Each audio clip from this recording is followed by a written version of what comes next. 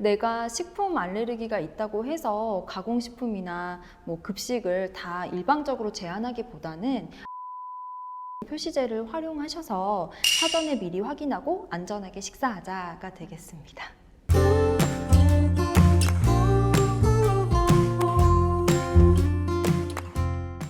안녕하세요. 서울 아산병원 영양사 이현미, 김성희입니다. 이번 시간에는 가공식품 속 알레르기 유발식품을 어떻게 찾을 수 있는지 알아보려고 합니다. 선생님, 식품 알레르기로 쇼크도 온다고 하는데요. 얼마나 위험한가요?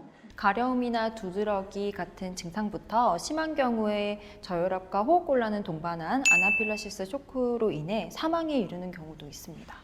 이러한 사고를 예방하기 위해서 해야 될 일이 무엇인가요? 음식을 먹을 때 알레르기 유발식품이 포함되어 있는지를 미리 확인하시는 것이 중요합니다.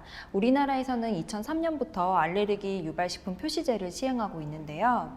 한국인에게 알레르기를 유발할 수 있는 22가지 식품을 함유된 양과 상관없이 표시해주고 있어 이를 활용하시면 됩니다. 22가지 식품에는 계란, 우유, 대두, 밀가루, 고등어, 새우, 또 아황산 포함식품 등이 포함되어 있습니다. 그 중에서 생소한 게 아황산이라는 건데요. 선생님, 아황산이 무엇인가요? 식품인가요? 아황산은 식품 첨가제인데요.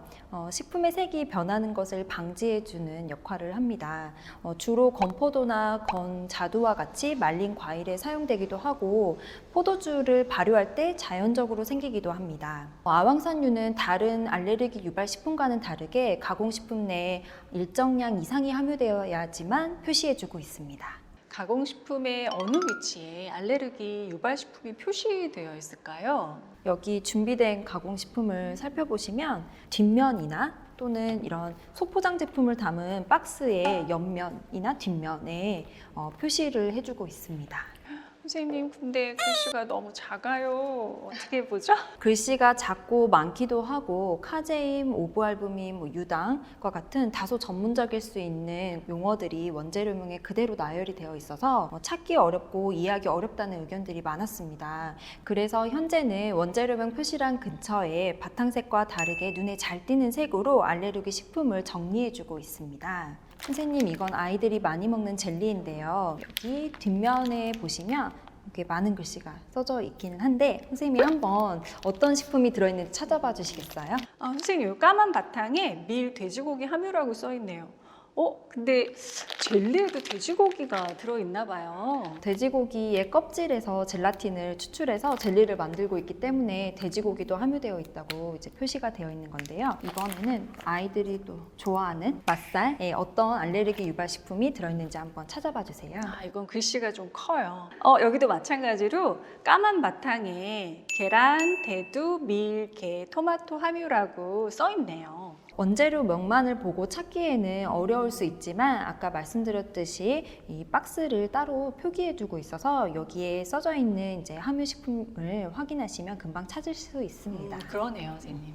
22가지 식품에 포함되어 있지 않은 식품에 알레르기가 있을 수도 있잖아요. 그러면 어떻게 해야 될까요? 그런 경우는 불편하시더라도 원재료명을 일일이 하나씩 꼼꼼히 잘 봐주셔야 합니다. 선생님, 제가 과자 뒷면을 지금 보고 있는데요. 이 제품은 달걀, 돼지고기, 쇠고기를 사용한 제품과 같은 제조 시설에서 제조하고 있다라고 써 있어요. 이건 무슨 의미일까요? 가공식품에 원재료로 사용하진 않았지만 제조시설을 함께 이용하였으니 교차 오염의 가능성이 있어 조심해야 한다는 뜻입니다. 교차 오염? 무슨 뜻인지 잘 모르실 수도 있겠어요. 어떤 뜻인가요? 의도하진 않았지만 조리 도구나 그릇, 도마 등을 통해서 음식물이 혼입되는 것을 교차 오염이라고 합니다. 교차 오염을 예방하는 방법은 다음과 같으니 참고해 주세요.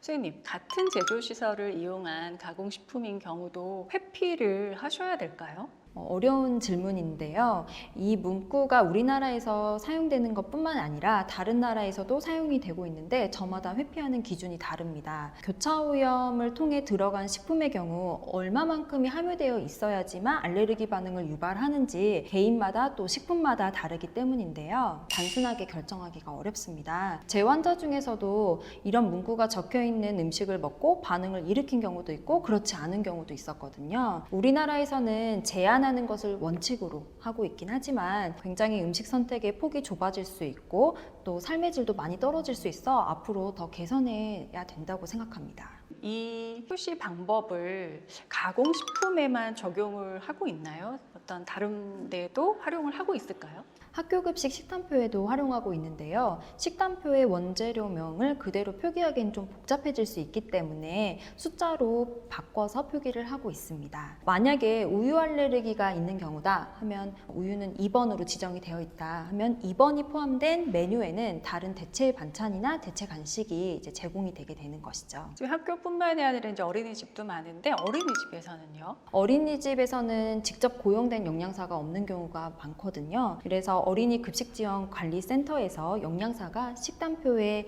알레르기 유발식품을 숫자로 표기를 해주고 있어서 대체 반찬이나 간식을 준비하시면 되겠습니다. 선생님, 오늘 내용을 한마디로 요약한다면 어떤 말씀을 해주고 싶으세요?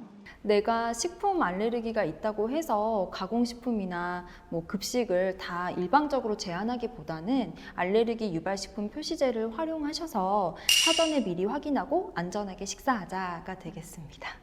지금까지 서울 아산병원 임상영양사가 말해주는 건강하고 안전한 식품 속 알레르기 정보였습니다. 구독과 좋아요, 알림 설정까지 부탁드립니다.